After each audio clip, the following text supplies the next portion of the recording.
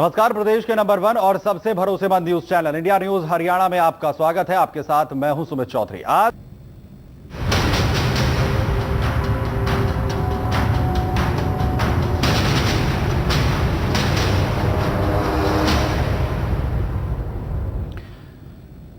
तो पेंशन की टेंशन में सबसे पहले बात सीएम सिटी करनाल से, जहां करनाल में अधिकारियों की बड़ी लापरवाही सामने आई है। जिला समाज कल्याण विभाग में पहले हुए करोड़ों के घपले के बाद सर्वे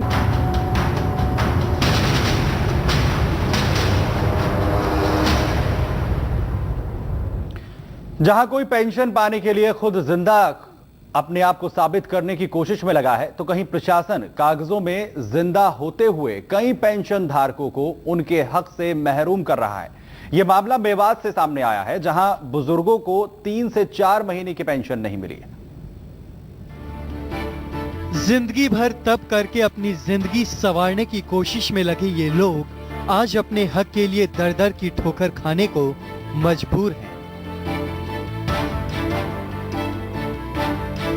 मेवात के मुर्दाबाद गांव में बुजुर्ग पेंशन के लिए बैंक से लेकर समाज कल्याण विभाग के चक्कर काट रहे हैं। आरोप है कि पिछले 3-4 महीने तक इन बुजुर्गों की पेंशन नहीं मिली है, जिस कारण इन लोगों को काफी परेशानियों का सामना करना पड़ रहा है। हम बैंक को जाते हैं तो जो बैंक वाले तो कहते हैं पेंशन विभाग से आपकी पेंशन आई नहीं है। जब हम पेंशन विभाग को जाते हैं तो वो बैंक वालों पे टाल देते हैं।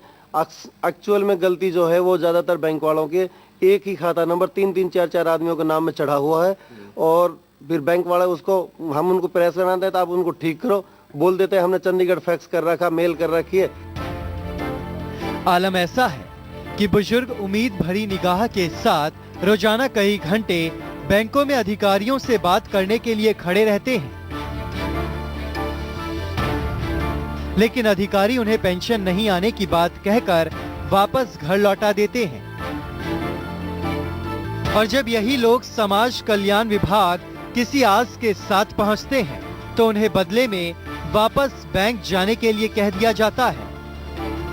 उम्र के इस ढलान में जब पेंशन की एक उम्मीद बन जाए तो उस वक्त ये लोग 40 रुपए खर्च करके अपना हक मांगने के लिए पहुंचते हैं, लेकिन हर बार की तरह इन्हें निराशा ही नसीब होती है। परेशानी हो रही है जी जनाब, 2-3 महीने चक्कर काट रहे हैं, आ जाते हैं, चले किराया लगाते हैं, बैंक वाला कहते हैं नहीं आई। हम परेशान हो जाते, सर्दी में जाते हैं, किराया 40 रुपये किराया लगता है, और ये कहते भाई नहीं आई, मतलब क्या करें, नहीं आए तो मजबूर ना। अधिकारी कितने महीने से नहीं मिल रही है पेंशन? मेरी ना मिली, 2 महीने से ना मिल रही है जी। बैंक में जावा आज इलाहाबाद में, और जावा जब जार नो कह देवा कि पेंशन ना है, ये 1 महीने की पेंशन मिल रुकी पड़ी। तो कितने चक्कर लगाते हो? मैं कई चक्कर लगा देता हूँ, 40 रुपया भाड़ा का लग जावा, और बीमार बस 70-80 साल की उम्र हुई पड़ी। यूं तो सरकार ने पेंशन धारक के खाते तक पहुंचाने की व्यवस्था की है। सरकार की ये पहल अच्छी है, लेकिन यही व्यवस्था कुछ बुजुर्गों के लिए अभिशाप बनकर आई है। उम्मीद है कि इन बुजुर्गों की आवाज हुक्मरानों तक पहुंचेगी और उन्हें उनका हक मिल सकेगा। मेवात से के बघेल, इंडिया न्यूज हरियाणा।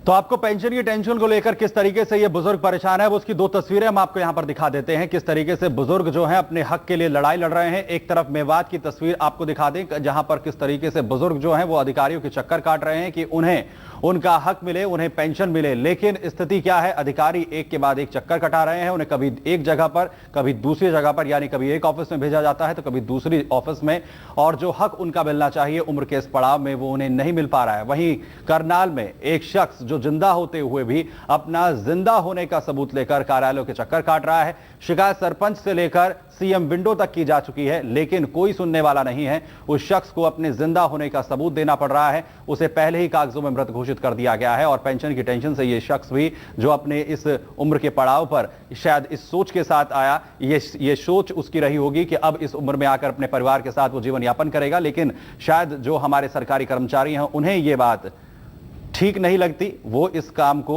सही तरीके से अंजाम नहीं पहुंचा सकते हैं। सवाल यह है कि आखिर बुजुर्गों के साथ इस तरीके की जो स्थिति है उसके लिए जिम्मेदार कौन है, और आखिर क्या हमारे प्रदेश के अंदर जो बार बार बुजुर्गों की पेंशन है उसे लेकर ही ये टेंशन क्यों सामने आती है। वहीं कोशिश जिस तरीके की जाती है सरकार की तरफ से, जो तमाम बातें की जाती हैं, वो कम से कम धरातल पर इस तरह की घटनाओं के सामने आने के बाद समझ में आती है कि क्या स्थिति इस तरीके की जो पूरी योजना है उसकी हो चली है। अधिकारी जो है अपने कामों को सही तरीके से अंजाम नहीं देते हैं और उसका खामियाजा बुजुर्गों को उम्र के इस पड़ाव पर भुगतना पड़ता है। करनाल है जो सीएम सिटी, जहां से उम्मीद ये की जाती है कि तमाम चीजें इस तरीके से सामने आएंगी, एक मॉडल बनेगा पूरे प्रदेश के लिए, एक उदाहरण के तौर पर करनाल सामने आएगा। मनोहर लाल मुख्यमंत्री जिनका विधानसभा क्षेत्र है, लेकिन वहां पर भी अगर शिकायत की जाती है सीएम विंडो पर तो उसका असर कोई होता हुआ नजर नहीं आता है।